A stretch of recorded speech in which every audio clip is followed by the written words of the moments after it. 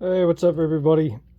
So, here is the most recent update to the Spade grip linkage. So, this is the old linkage, a little flimsy. It did the job, but like I said, it was finicky. Sometimes it wanted to work, sometimes it didn't. It kind of just worked on its own time. So, what I did was I went ahead and I just threw this together last night. Just wanted to beef it up a little bit.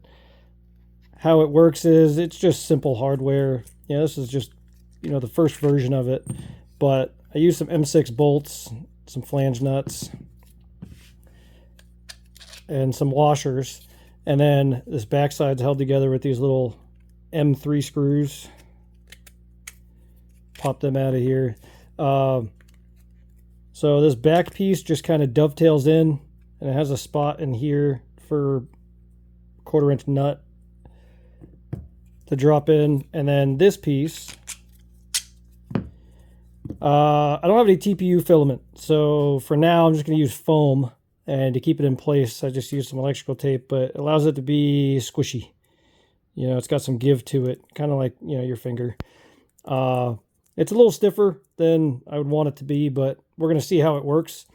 And it's all pretty simple. It's printed in this orientation here. You're going to need supports, for the bottom, but that's really it. It's only these holes that need to be supported. Everything else comes out fine. And I mean, it came out okay. It's not too bad for the quality of it.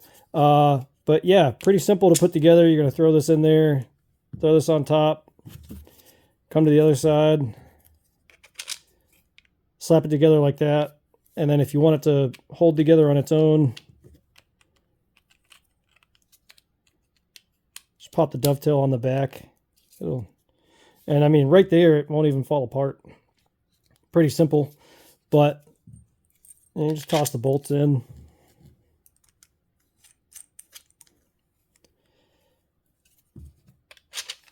And what I found is that's easy is once you actually get this thing in there, keep the dovetail off of it. And the threaded rod, you go ahead and you put your nut on here, put your back nut, put your threaded rod through there and get it to pass through this point. Easy install. Go ahead and pop that over. Then slide your dovetail on, put your 2 nuts on the back side, and then you can pass your M3 screws through, and boom, it's attached. Now we kept the same design on the back side where we have the spring here with the washers and the lock nut. So I'm still going to try to keep this working. Still going to try to make that work. But now it's way more rigid. This thing doesn't really want to move. It's the only movement it has is over here, and then of course wherever it is, it's floating around in here. And it definitely holds its position. And I mean, it still works.